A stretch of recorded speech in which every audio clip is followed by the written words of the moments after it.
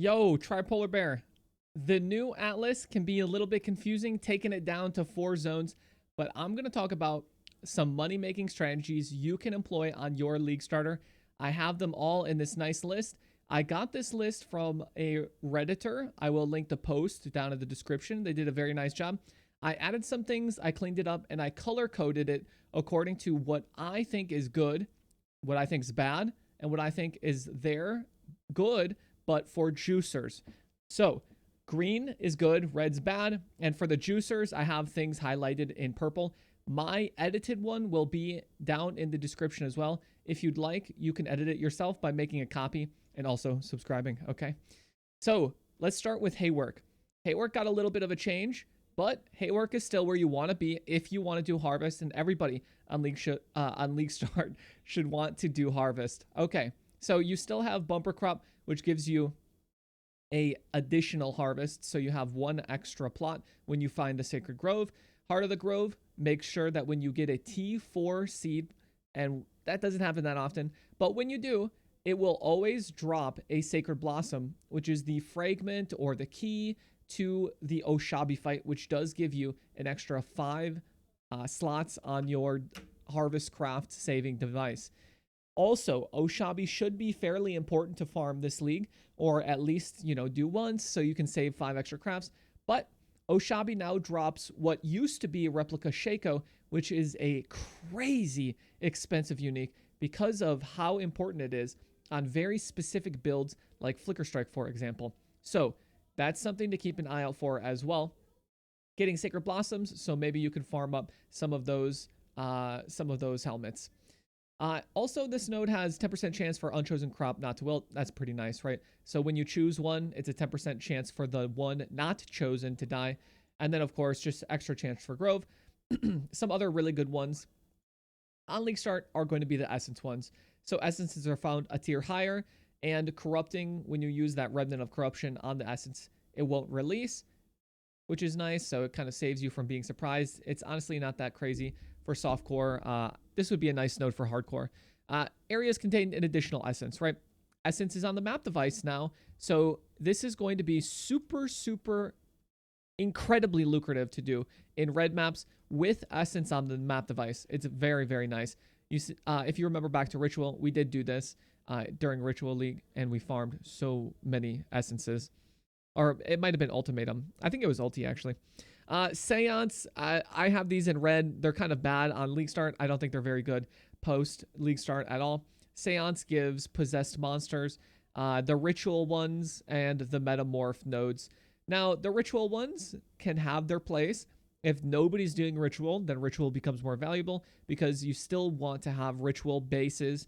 There's still going to be people wanting specific ritual uniques like Black Flame. So ritual is kind of a nice one to have, but compared to Harvest, compared to Essence, or even early extra Syndicate progress and rank ups, I just don't think it's very worth it in the League Start. And same when I think about Metamorph, right? Like an extra Metamorph, a Rogue Metamorph, they're not bad and they can be fun. I just think compared against the other ones, they're a little weak. And the last one in Haywork is going to be the Syndicate nodes, where completing a map gives 10 random intelligence for a Syndicate safe house, and you have a 100% chance for an additional rank up. So if they're rank 1 and you execute them, which gives the rank up, then they'll immediately become rank 3, which is super nice when you're pushing those early Syndicates, pushing early Ashlings or, whatever it is you're going for. Syndicate is very important to get as fast as you can early on, especially this league, because veiled mods on gear only require 1 unveil for most of them. Of course, things from Katarina are probably going to be a couple if they're super rare mods, or maybe the Gravicious ones or Elrion, right? Those will still be a couple, but the general ones, Resistance and Chaos Res, those will be 1, and that's very nice. Glennach, the Juice Zone. Glennach has 3 beyond Juice nodes. I don't think, should take these on League Start because you won't really be getting too much value of these. The value of these comes from stacking tons of rare monsters, stacking an extra Beyond, which is on the map device now, stacking Delirium, and now even stacking Scourge. So this should be saved for later. There are probably better options for you. There is an Abyss one, which is pretty nice. We have Underground Kingdom, Abyssal Army. This gives extra abysses per pack size on the map, and they have an extra chance to lead to the depth, which is whatever. But getting extra abysses is very nice because if you take the other node, abyss monsters grant extra experience, and they spawn double the monsters. So this is actually a pretty nice way to add a bunch of monsters to your maps and whatnot. And you see, there's extra chances for liches. So maybe some of those abyss uniques may be a little bit valuable. Who knows? All right.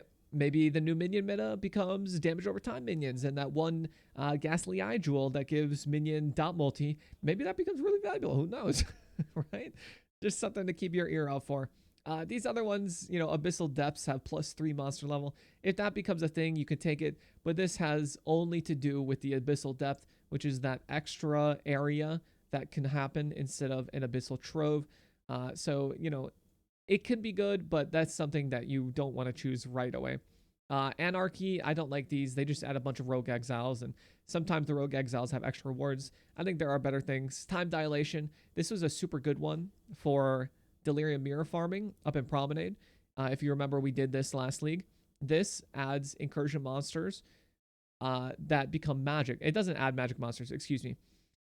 All the monsters there become magic, which is very nice. Now, it is nerfed so that only about 1 in 3 of your Elvas are going to have magic monsters, but it's still going to be worth it for juice. The other ones for Elva are still going to be very nice for pushing early temples. So killing the non-resident has a chance to upgrade by 50%. And so it's have 50-50 on whether or not you get a double upgrade, which is really nice, right? So if it starts at 1, it's a 50-50 that it goes to 2 or 3, which is dank. Killing resident architects. If you don't understand what this means, it just transfers the upgrade. When you go down, it transfers, right? Contested development, you go like down, or I guess it's going to be like this for you guys. You go down and it'll transfer the upgrade instead of wasting them and going to level 1.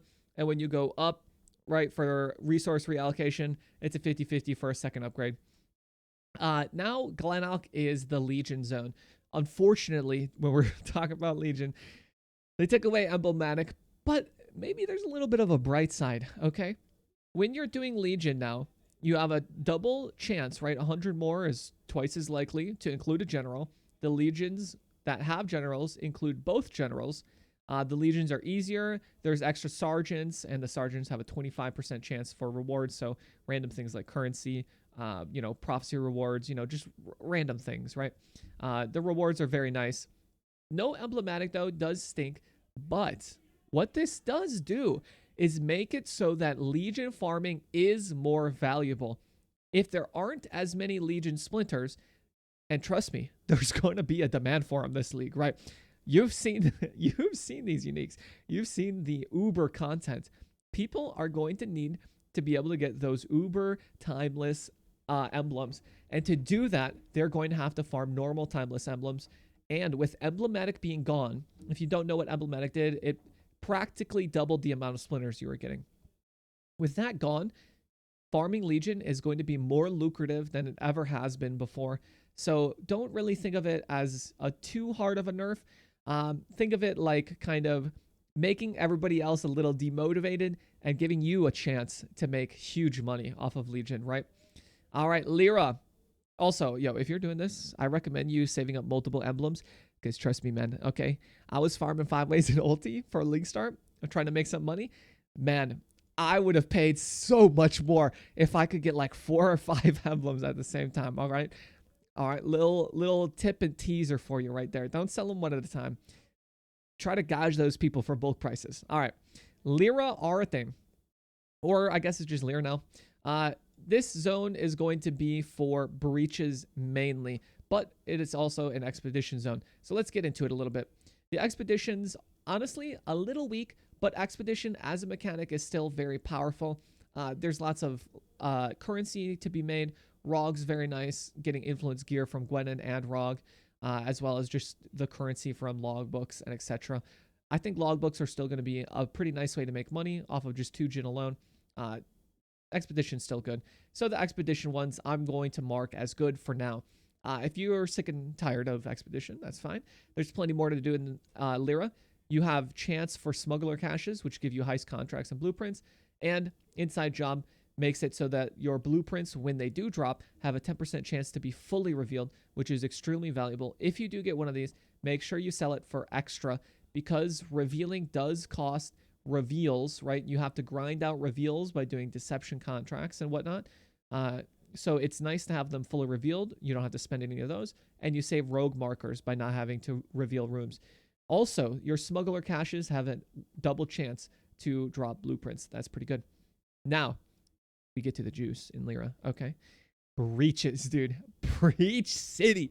Dude, breaches in this area are going to have 100% increased chance to contain a boss. So double chance. The breach bosses are going to drop double the splinters, and they'll have a 5% chance to drop a breach stone. Okay, that's pretty cool. Here's the good stuff, okay? Flash breach. Breaches in areas have 30% increased monster density. Okay. Breaches have 10 extra rare monsters. Okay. And they open and close 50% faster. Dude, I don't know if you've ever played with Flash Breach. All right. I'm going to assume you have not. Playing breaches with this makes breach bearable. I slog through breaches on League Start, and I get so bored towards the end of them. But with Flash Breach, they are so fast. I find myself back in the rush of trying to kill all the breach monsters, as if I'm actually flashed back to Breach League. Right? Remember back then where everyone's struggling to kill all the monsters in the breach you're running around? It's a lot easier now, and this brings you back, and it makes your farms even faster and more dense and more valuable. And now for the last one for breach farming, breach bosses defeated in the area have an additional 5% chance, making this 10% for a breach stone. Every 10 bosses that you find, you get a free breach stone. That's huge, because keep in mind, just like Legion, breach has its own Uber content that's going to want lots and lots of farming done throughout the league. So breach farming is another great one. Getting free breach stones and getting chances for your breach stones to become charged, upgraded. What is the other one? It's charged, enriched, and of course pure. Now that's almost never going to happen. Sorry for that flashbang. That's almost never happening, but the breach stones dropping will. And now you have trespassers and exotic goods. If you saw the gauntlet, if you listen to Ziz, he talks about this one, and they've employed this one to get 6 links very easy on their league start. If you're SSF, this is really good. If you're trade league, it's a little bit less, but it's still not bad. You get an invasion boss in every map, and the invasion boss drops a valuable item, and that can be lots and lots of 6 links, which is very nice. 6 links generally, when they're blank, are going to go for 20 or more chaos, depending on the base, throughout the first few days of the league. So that's very good. Now, Valdo. Valdo's the Delirium area, and it's going to be the Harbinger, Strongbox, and Blight area. So you have Delirium counters are twice as likely to spawn bosses. The bosses drop 100% increased Simulacrum Splinters, and they're going to drop 100% increased Unique Cluster Jewels. Unique Cluster Jewels are going to be very expensive this league, as they were last league. There are a few unique clusters that are super, super valuable on League Start. There's the Kitava one, where it consumes a corpse. I would like to use that on my General Cry build. And of course, there's one with nothing, which I assume is going to be a pretty popular build with the dex changes and with the changes, overall to that kind of niche. Stacking lots of dexterity to get lots of evasion is going to be a very good way for survivability. And stacking dex is also a good way to get a lot of damage when you're hollow palm. So the next one for Delirium is going to be Deli Fog. It dissipates slower, 25%, and the fog lasts 10 seconds before dissipating. This just makes it easier and slower Delirium. But this last one, you have to be a little bit careful here. The Delirium is going to become harder. The Delirium is going to increase 50% faster the longer you create distance between you and the mirror. So this is what made Tropical Island so difficult of a Delirium farm last league. And in leagues prior, is because the Delirium, which is the debuffs, but also the rewards, is increasing faster. So if you can't handle this one, unspec it, you're going to lose some money, but it'll be okay. You'll actually be able to do Delirium then. For the juicer strats, we have Harbinger and Harbinger with Kings, and we have strong boxes, and then a 10% chance to open strong boxes again. I've actually had this proc a couple times. It's pretty cool in a row. So you get to open a strong box 3 times in a row. That's pretty nice. And then strong boxes are corrupted and at least rare, which is very nice. So these would be for just doing bountiful or whatever monstrous treasure meme you want to do in this area. Those would be the juicer strats. These 3 are for delve. Now maybe you want to delve. Maybe delving becomes valuable. Just keep that in the back of your mind. I don't assume delve is going to be crazy good, but who knows with the rebalance of rewards. Maybe these would become green and then good. But the last one is going to be blights. So blights in Valdo are going to be where you want to be for farming blight maps. Your maps are going to have an extra 5% chance for blight, but the important one is blight encounters are going to spawn 100% more monsters, which is pretty cool, and the blight monsters spawn 150% faster. So your blights are going to be much, much faster, and you're going to be able to farm blight maps using blight scarabs or the 8 chaos blight on the map device. If the scarabs are very expensive on League Start, you're going to be able to get blight maps much, much faster, and you'll want to pair that with the watchstones for extra chance at getting blight maps from your chests. So all in all, I very much like the Atlas. The new rework is going to be nice. Now they did take away some things. Harvest a little bit nerfed because they took away the increasing of rarity of the plants that you would get. But overall, I think it'll be okay. It's going to be nice to have a trimmed down Atlas. And what we're left with is still very good. We still have a Legion area. We still have a Breach area, a Blight area, Harvest and Essence. I'm very glad that they left those in. We have Syndicate, right? We've got a little bit of everything for everyone except Parandus, okay? Rest in peace. Anyway, these are the Atlas passives that I'll be choosing. And I'll see you guys in the live stream, all right? Subscribe and goodbye.